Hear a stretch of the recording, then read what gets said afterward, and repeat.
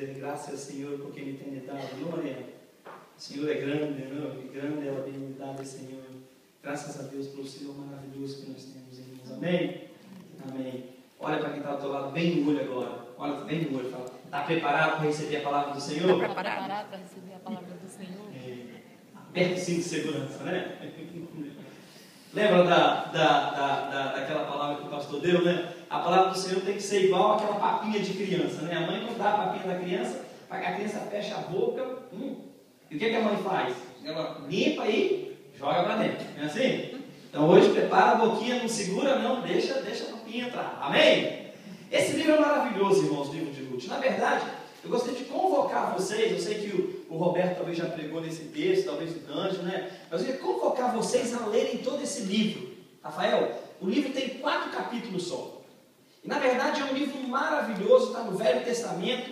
E você olhar para o Velho Testamento, um tempo onde as mulheres eram tão renegadas e deixadas para trás, na verdade 2 livros do Velho Testamento têm nome de mulheres. Quem sabe falar comigo quais são? Ruth e Esther. Né? Esther. Ruth e Esther. E na verdade, Ruth, ela era uma gentia, uma moabita que casou com um judeu. Não é isso? E Esther era uma judia que casou com um gentil. Coisa tremenda. Olha, a Esther chega e deu um sorriso bonito ali. Né? É a esposa do rei, ela gostou. Veio vestido de esposa do rei hoje. Está bonita ali, né? Sentimos a falta da senhora. Mas esses 2 livros são maravilhosos na palavra de Deus. E esse livro de Ruth, ele é tremendo porque ele nos dá lições tremendas às nossas vidas. E eu queria nessa noite com você compartilhar um pouco daquilo que Deus colocou no meu coração essa semana. E não dá para conversar sobre o livro de Ruth somente em 30 minutos, 40 minutos. Na verdade, essa mensagem aqui, ela tinha 10 páginas, passou para 4, passou para 6, passou para 8, para 5, passou para 4 e o pastor conseguiu terminar em 2. Mas eu tenho certeza que eu vou voltar para conversar um pouco mais sobre o que está acontecendo aqui. E nós estamos só nos primeiros 5 capítulos, os primeiros 5 versículos desse texto. O texto diz sobre um homem que teve fome.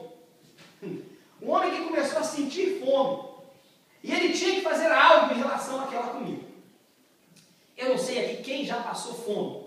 Quem já ficou sem comer. Mas eu lembro que em Nova York, por um bom tempo, Érica e eu vivíamos 2 ou 3 dias, à base de um Burger King de 99 centavos. A gente não tinha dinheiro para comprar as coisas, dividia um Burger King no meio. Não passava fome, mas comia muito pouco. Mas coisa ruim é a fome, não é isso? Coisa ruim é quando você não tem algo para comer.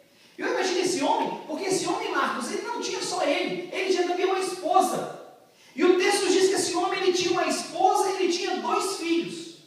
E ali na terra de Israel, Davi, veio uma fome sobre aquela terra. Mas é importante entender o que aconteceu ali. E é importante que nós como igreja possamos entender os caminhos e desígnios do Senhor, porque Israel não começou a sentir fome simplesmente por acaso. O texto diz que depois dos tempos dos juízes, houve fome na terra de Israel. E o tempo dos juízes foi um tempo tremendo ali, naquele país. O povo de Israel, depois que Josué morreu, eles passaram a ser governados por juízes e eles começaram a fazer coisas tremendas contra a vontade do Senhor. Eles viviam uma instabilidade econômica, eles viviam uma instabilidade moral, eles viviam uma instabilidade espiritual. O período dos juízes foi marcado por uma transição religiosa, foi um período de inconstância espiritual em Israel, onde a nação tinha dificuldades de estabelecer um tempo prolongado de retidão, fidelidade e santidade na presença do Senhor. Eu quero falar uma coisa com você.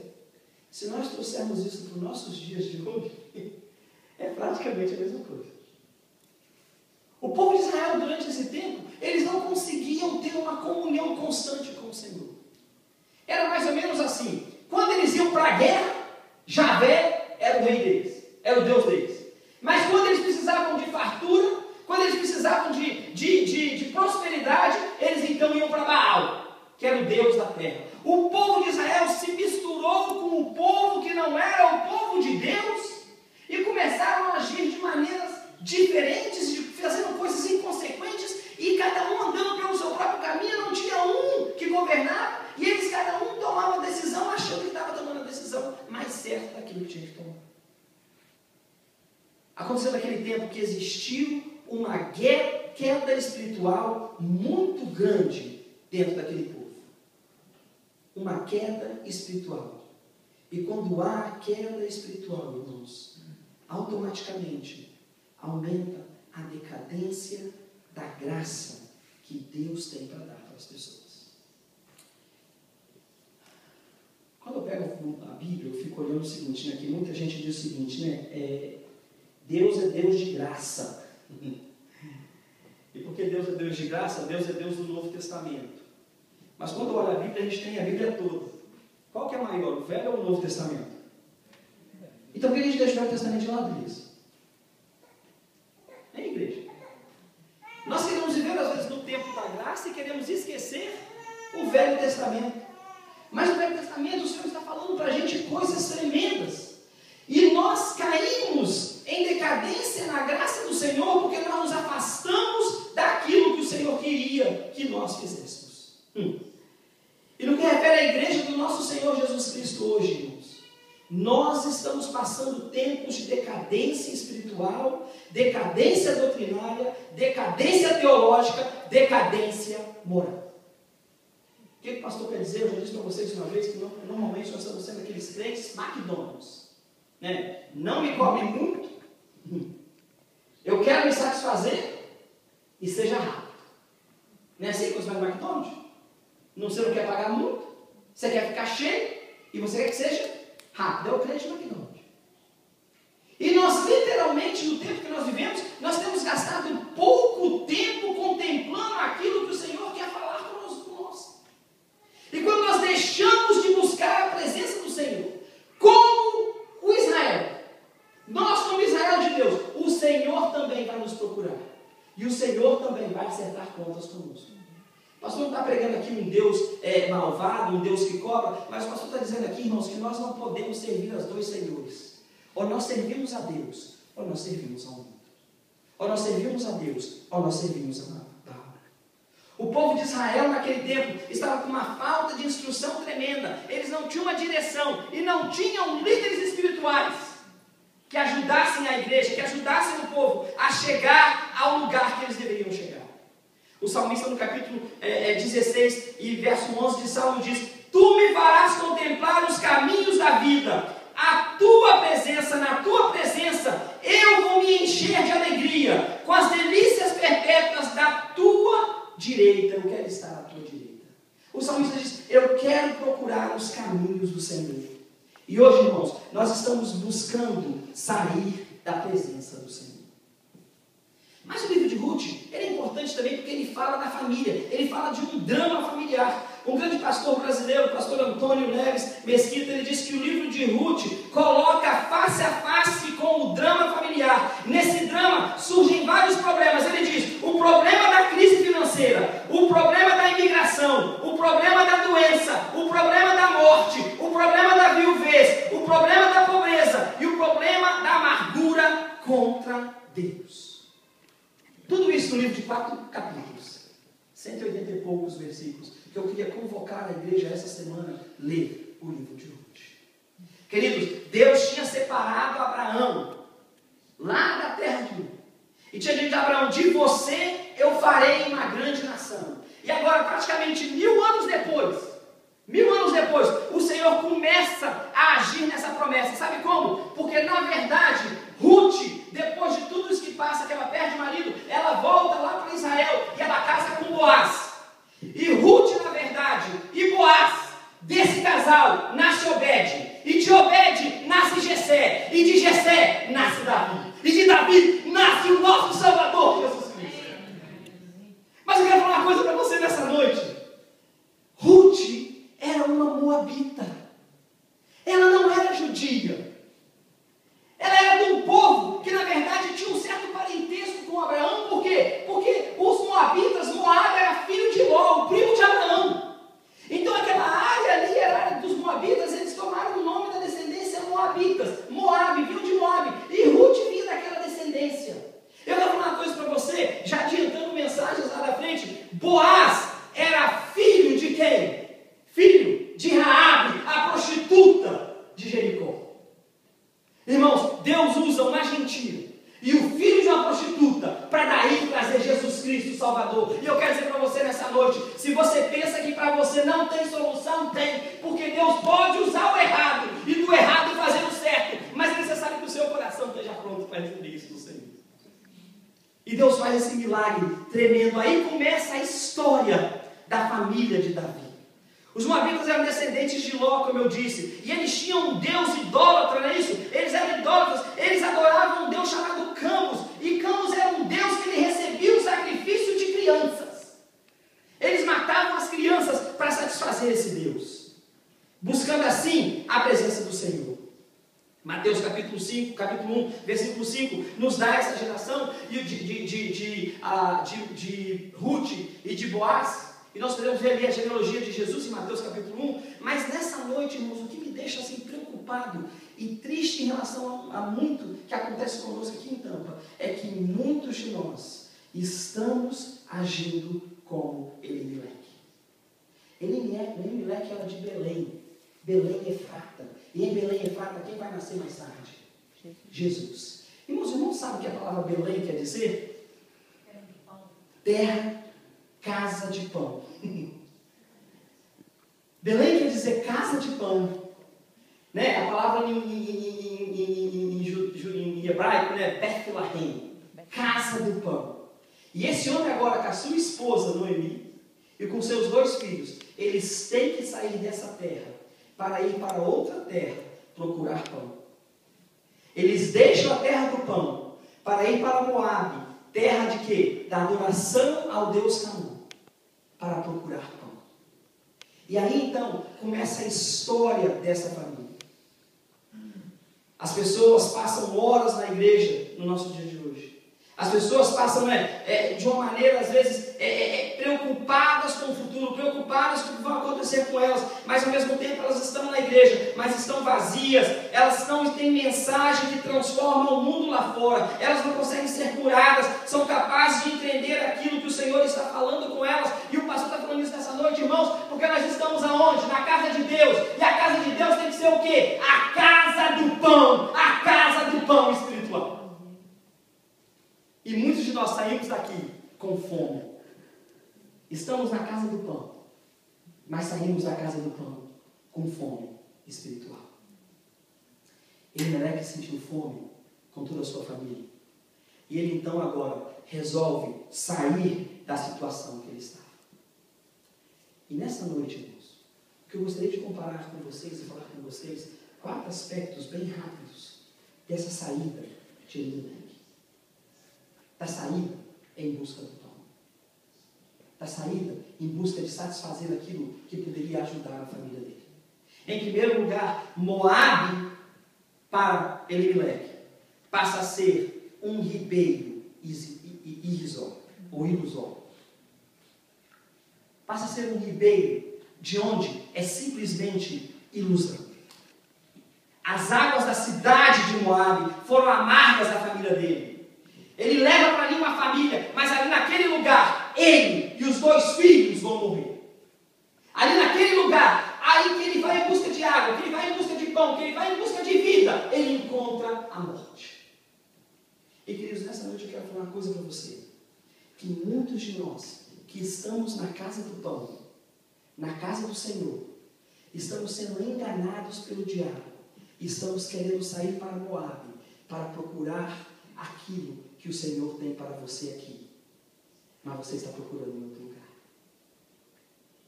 E quando eu digo aqui, eu não digo literalmente a Igreja Batista da Paz, mas eu digo seio do Senhor, a Igreja do Senhor na terra. Muitos de nós estamos saindo fora da presença do Senhor em busca de um pão que na verdade nós já temos, porque o Senhor é o dono da vida, o Senhor é o dono de tudo, e o Senhor é quem pode saciar a nossa fome. Mas nós saímos em busca daquilo que o Senhor não tem para você, que não tem para nós, e ao invés de encontrarmos vida lá fora, nós encontramos a morte.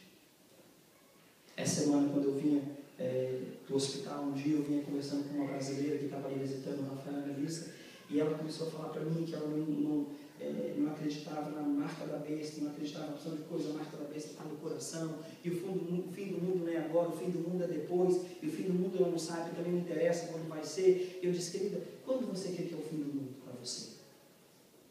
E ela olhou para mim com a cara espantada, eu disse, quando você crê que é o fim do mundo para você? Então eu vou dizer para ela, o fim do mundo para você é quando você morrer. Eu estou dirigindo agora aqui a 70 milhas por hora, se eu bater esse carro e nós corrermos, acabou o mundo para você. E a pergunta é, para onde você está indo? Para onde você está indo? Então ela pode dizer para mim, apesar de ser bem religiosa, eu não sei para onde eu vou. Ninguém pode dizer para onde eu vou. Queridos, graças eu dou em Cristo Jesus, porque Cristo já me disse para onde eu vou. E cada um de nós tem a certeza de salvação que está em Cristo Jesus. E a certeza da salvação que está em Cristo Jesus para dizer para você o seguinte, você tem essa certeza, mas você confunde o seu coração e sai da terra do pão, para a terra de Moabe, à procura de vida, quando a vida está em Cristo Jesus e ninguém mais. Mas em segundo lugar, quando Elimelec sai dali e vai para a terra de Moabe, ele não só tem um ribeiro ilusório, mas Moabe também torna-se para ele um atalho a conquistar. Um atalho que ele quer conquistar. Quantos de nós, queremos o caminho mais rápido? Não é assim? Quando você sai da igreja e vai para a sua casa, você tem uma porção de caminho que você pode tomar, não é isso?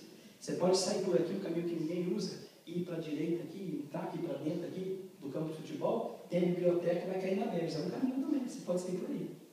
Ou você pode sair para lá, ou você pode sair para cá. Quando você chega lá na frente, você pode virar para baixo ou para cima, de um jeito ou de outro você vai sair da igreja. E às vezes você fica preocupado, qual o caminho mais curto para me chegar ali? Porque sabe o que acontece? É que muitos de nós estamos procurando nele os caminhos mais curtos, quando o Senhor quer que nós gastemos o tempo que temos que gastar. Eu preciso de documento, eu vou mentir. Eu preciso de trabalho, eu vou mentir. Eu preciso de uma coisa, eu vou fazer outra coisa. Eu faço qualquer coisa. Faz qualquer negócio para sair da presença do Senhor. E esse caminho curto que Elimelec tentou tomar quando saiu para Moabe, ele encontrou morte e não vida. E muitos de nós continuamos encontrando em nossas frentes morte, porque queremos achar o caminho mais curto, quando Deus quer gastar com você o caminho mais longo. Quando Deus quer ter comunhão com você. Quando Deus quer gastar tempo com você. Quantos queridos que às vezes eu estou conversando com eles, a gente chega a hora de comer alguma coisa, a gente está assim parado no restaurante, alguma coisa, vamos comer, pastor, vamos? E aí já começa a comer e não para nem para dizer o seu obrigado porque eu comprei, né? Obrigado porque eu comprei essa comida, porque o Senhor me deu essa comida para comer. Quantos de nós, no nosso dia a dia, estamos tão agitados com aquilo que acontece conosco, que nós esquecemos de dizer ao Senhor, Senhor, obrigado porque eu estou vivo hoje, porque eu acordei e vi a luz do sol. Mas não. Estamos buscando a maneira mais rápida para atingir os nossos objetivos. E nem sempre esses objetivos que nós queremos atingir são os objetivos que Deus tem para nós. E muitas das vezes, irmãos, quando nós procuramos os atalhos, nós caímos diante de coisas que o Senhor não tinha para nós. Deus queria que nós fôssemos por um caminho, que nós fizéssemos um tratado com Ele, que nós pudéssemos fazer os nossos negócios de acordo com Ele queria. Mas nós procuramos os nossos atalhos. Como Elimelec, quando vem a fome, quando vem a nossa agitação, quando vem o nosso medo, nós saímos e procuramos os caminhos de atalho para chegar aonde queremos chegar. Deus tem desafios grandes para as nossas vidas. Deus tem desafios grandes para você, Rafael, para você, Rose, para você, Fábio. E o que Deus está dizendo para você é o seguinte: fica firme, porque eu estou com você. Não dá qualquer passo, não saia de qualquer maneira, porque eu estou com você por onde você andará. E eu quero estar contigo. Deixe de tentar fazer, não é isso, o atalho, e busque o caminho do Senhor. Quantos de nós temos lido a palavra do Senhor? Quantos de nós gastamos tempo lendo a palavra do Senhor? Quantos de nós lemos a Bíblia durante o ano? Ou quantos de nós aqui já lemos a Bíblia uma vez toda? Queremos pegar, às vezes, textos da palavra de Deus partes da palavra de Deus, e aquelas partes da palavra de Deus, nós queremos usar só aquilo que é conveniente para nós. Mas Elimelec também viu uma outra coisa em Moabe, que quando ele saiu para Moabe, ele fugiu dos desafios que Deus tinha para ele. Querido, Deus tem desafios para a sua vida. Deus tem desafios para a minha vida. E nós não podemos fugir dos desafios que o Senhor tem. O desafio que o Senhor deu ao povo de Israel foi: vocês serão os abençoadores de toda a terra. Através de vocês, eu vou abençoar todo mundo. E eles fugiram desse propósito do Senhor. Fugiram desse desafio do Senhor. E o pastor quer entrar numa coisa mais funda agora com você, igreja que está aqui nessa noite. Quantos de vocês que Deus abençoe a sua saída do Brasil, ou a sua saída da Colômbia, ou a sua saída de onde quer que seja, até a América? Quantos de vocês Deus deu desafios a vocês? E quantos de vocês aqui estão parados sem preencher os desafios do Senhor? É como se você fosse, não é isso? Elimelec. Deus tirou você de onde você está. Deus te trouxe para cá. E você transformou essa terra numa Moabe, onde você não consegue desenvolver os desafios do Senhor. Você não consegue estar na presença do Senhor, não consegue sair da crise, porque você não está servindo ao Senhor como você devia estar servindo. Queridos, muitos de nós somos líderes. Muitos de nós que estamos aqui somos vocacionados. Muitos de nós que estamos aqui receberam já promessas do Senhor sobre a sua vida. Muitos de vocês receberam aqui profecias, né, que o Senhor faria grandes coisas na sua vida.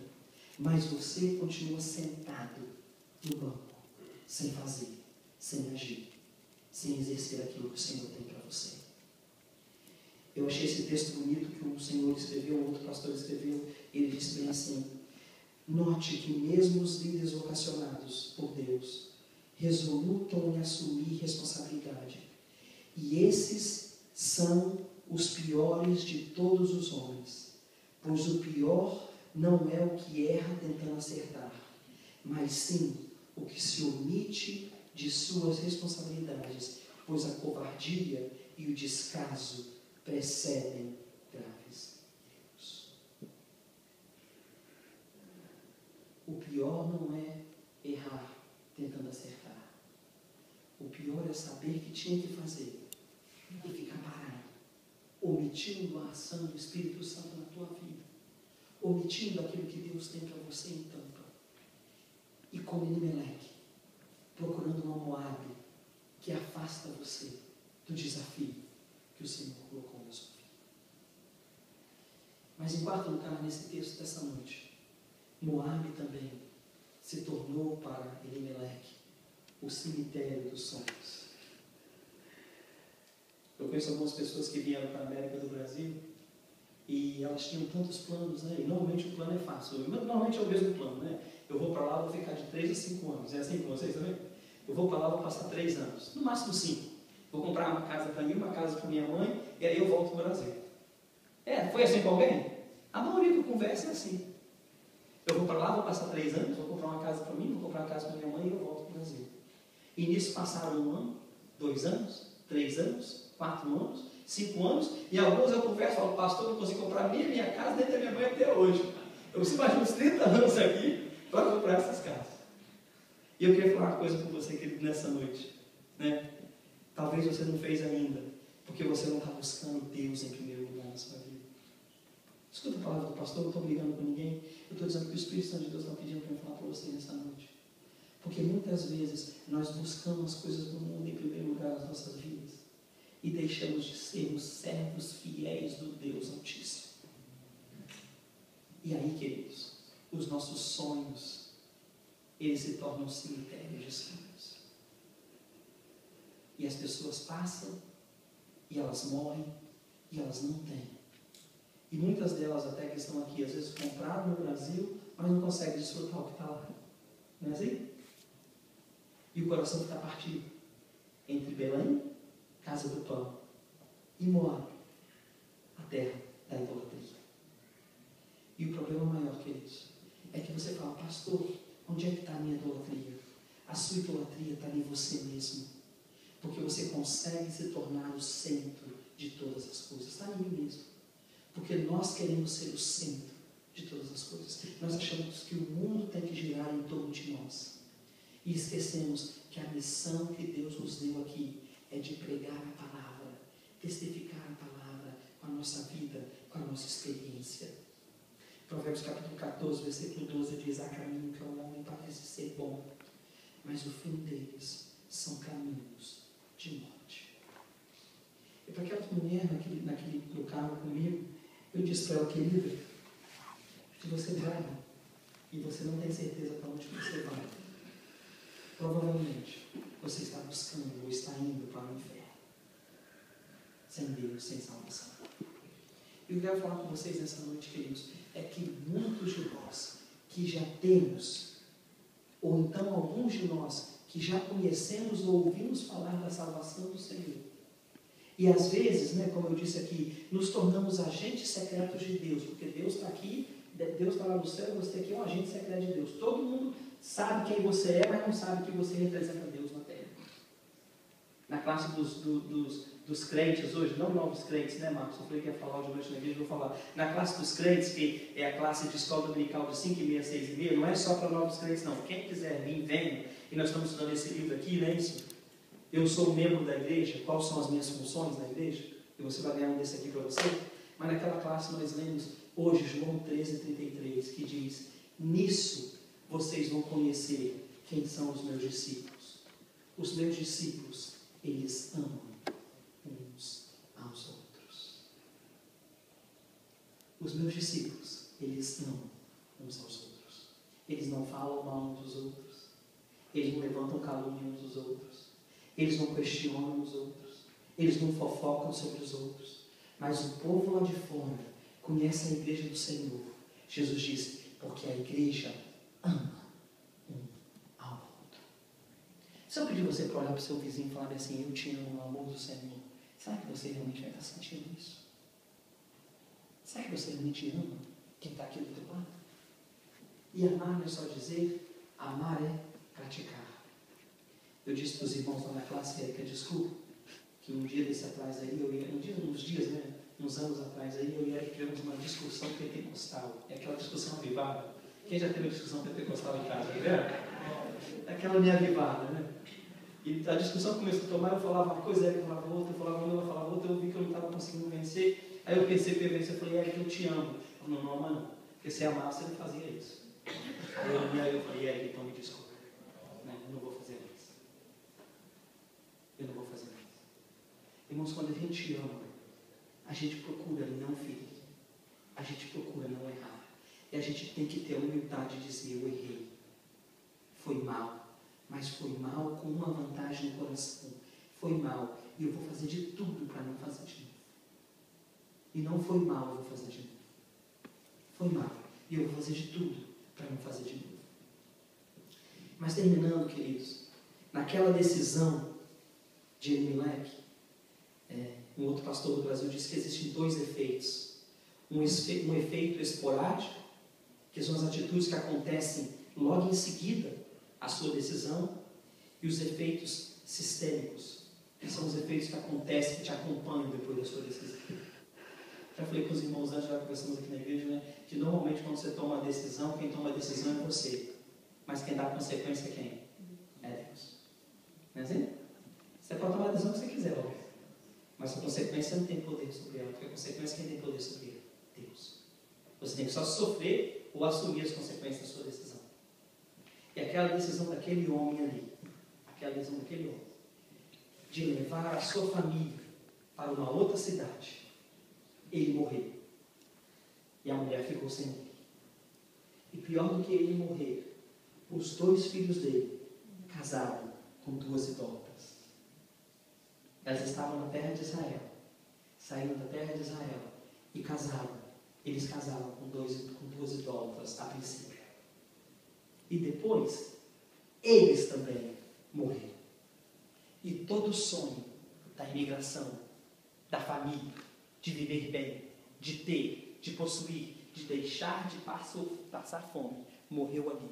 E ele deixou uma viúva com 2 noras. Aquilo que ele pensou que era bom se tornou horrível para sua mulher, ao ponto de que a desgraça que ela passava onde ela estava antes, agora era maior onde ela estava depois. decisões que nós tomamos, que nos afastam da presença do Senhor, que nos tiram da pregação da palavra, de mostrar aos outros quem é que nós realmente somos. Queridos, abra a sua Bíblia em Levítico capítulo 26, versículo 23 e 24.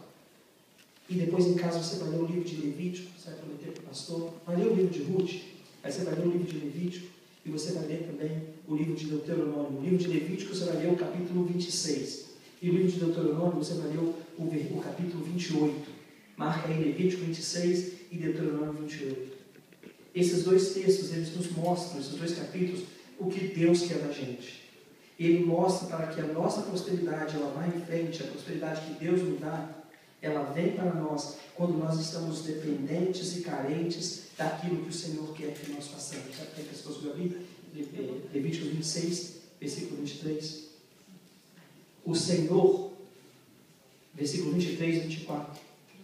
Acho que o texto diz assim: se ainda como estas coisas não vos corrigirdes, voltando para mim, mas ainda andardes contrariamente para comigo, eu também andarei contrariamente para convosco, e eu mesmo vos ferirei 7 vezes mais por causa dos vossos pecados. Guarda esse texto da palavra de Deus aí. Quando você se afasta do Senhor e anda longe do Senhor, ele diz: eu vou te ferir 7 vezes mais se você não voltar. Eu estou falando aqui, gente, com crente, com pessoas que sabem que é a palavra de Deus. Se você está afastado da palavra do Senhor, volte para o Senhor, porque o Senhor tem algo com você.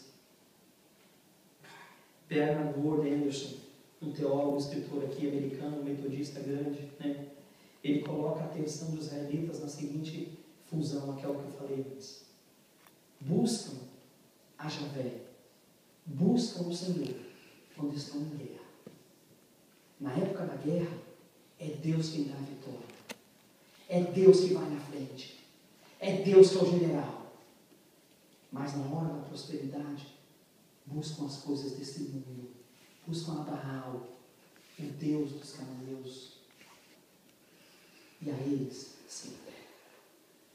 Quantos de nós temos deixado de servir ao Senhor e buscando em Moabe aquilo que Deus tem para você em Belém? Eu encerro dizendo que em Juízes, no capítulo 21, versículo 25, diz: naqueles dias em Israel, nos dias dos juízes, naqueles dias em Israel, cada um fazia o que achava certo. Cada um fazia o que achava certo. Nessa noite, queridos, eu quero dizer para você: não importa o que você acha que é certo. O que não importa é o que Jesus Cristo diz que é certo. E Ele diz que nós somos novas criaturas do Senhor. E nova criatura não mente. Nova criatura não rouba. Nova criatura não engana. A palavra de Deus diz que naquele dia, quando encontrarmos diante do Senhor, vamos dizer: Senhor, mas no seu nome nós não curamos. No seu nome muitos não aceitaram Jesus. No seu nome nós não fizemos sinais e prodígios. E Ele vai dizer: para trás de mim, eu não vos conheço. Não adianta vir na igreja e brincar de crente. Não adianta vir à igreja e fazer de conta que você está em Belém quando o seu coração está em Moab. Hoje o Senhor diz para você: deixa essa visão ilusionária sua. Deixa de querer fazer um atalho. Deixa de fazer aquilo que você quer e passe a fazer os desafios que eu te dei, para que você não vá terminar em um cemitério onde os seus sonhos vão estar completamente esqueléticos, sem condição de vida. Abaixe sua cabeça nesse momento.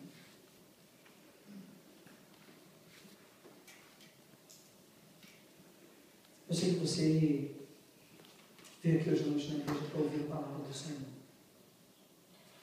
E eu sei que o Senhor tinha essa palavra essa noite para mim, para o meu coração, para o coração da Igreja da Paz e para o coração daqueles que chegaram aqui. Eu sei que alguns de vocês estão aqui hoje à noite dizendo, eu tenho fome, pastor, eu tenho fome espiritual. E o Senhor está dizendo para você nessa noite, a tua fome espiritual, eu posso saciar. Eu sei que muitos de vocês nessa noite estão com dúvidas em relação àquilo que vocês devem fazer, o ministério, o trabalho. E nessa noite eu quero dizer para você, o Senhor está dizendo para você, essa sua fome de entendimento, eu posso responder. E talvez você entrou aqui nessa noite como aquela mulher que eu conversei essa semana, você não sabe se você morrer hoje para onde você vai, para o céu ou para o inferno. Mas nessa noite eu quero dizer para você, Jesus diz, Ele quer dar essa certeza para você. Porque Ele pode dar. E porque Ele é grandioso para dar. E porque Ele diz que na casa do meu Pai há muitas moradas. E se não fosse assim, eu não teria dito que vou preparar um lugar para vocês. E talvez você entrou aqui nessa noite e você já ouviu falar de Jesus. E hoje ouviu falar de Elimelec. Eu ouvi falar de Ruth, de Boaz, de Jessé, de Davi, de Jesus. E esse Jesus pode dar vida e vida abundância. E nessa noite eu quero perguntar a você, se você entrou aqui e você não tem dessa vida, e você não tem certeza do que está acontecendo com você, o Senhor pode te dar essa certeza. Mas eu sei que existe alguns aqui entre nós também nessa noite que estão aqui e querem fazer a vontade do Senhor e querem estar na presença do Senhor, mas talvez como Elimelec estão tomando decisões erradas, estão com medo da fome que está passando, e o Senhor nessa noite está dizendo para você, olha, fica tranquilo, querido, porque eu estou contigo. Não toma nenhuma decisão precipitada, porque eu estou contigo. Eu sou o Senhor da provisão. Eu sou o Senhor da provisão. Jeová Rafa. Jeová Jireh. Ele é o Senhor que dá. E nessa noite eu gostaria de perguntar a você, se você se sente afastado do Senhor, e se nessa noite o Senhor está falando com você, e Ele quer que você deixe cair nisso, a sua máscara, aquilo que parece por fora que você é, mas que você não é. E você não quer, como Elimelec, tomar uma decisão errada, aonde você vai ter duas decisões, não é isso? Aquela momentânea, aquela futura, mas você quer que a sua família esteja debaixo do Senhor, e você quer parar de dar cabeçada, porque o Senhor é quem pode parar com essas cabeçadas suas. Diz, Senhor, eu entendo que eu tenho andado por caminhos que não são os teus, mas eu quero voltar para ti. Levante a tua mão debaixo, eu quero orar para você e falar, amém, pode baixar? Amém, pode baixar? Amém, pode baixar? Porque eles continuam orando, igreja. O Espírito de Deus está falando com alguém nessa noite aqui, está falando com você, olha, você está tentando que eu sou para um caminho, mas não é isso aí. Eu não separei você no ventre da tua mãe para isso, eu te separei para uma outra obra, e deixa de tentar fazer o que você acha, e venha fazer aquilo que eu quero que você faça. Se nessa noite você quer mudar esse comportamento, levante a sua mão embaixo, eu quero orar para você. Mas amém, pode baixar. Amém, pode baixar. Querido, continua orando. Beijo. Se o Senhor está falando com você ainda nessa noite, da responsabilidade, a palavra desse pastor que disse, não é isso? O pior não é errar tentando acertar, o pior é errar sabendo que você tinha que fazer algo, a missão que o Senhor te deu e você não está cumprindo, e nessa noite você quer cumprir a missão do Senhor. Levante a mão de pastor, eu quero voltar, eu quero fazer aquilo que o Senhor tem para o meu coração. Eu preciso do Senhor, me ajude. Levante a mão, sozinho você não consegue, mas o Senhor pode te dar, o Senhor pode tirar você, amém, para baixar. O Senhor pode levar você para outro lugar.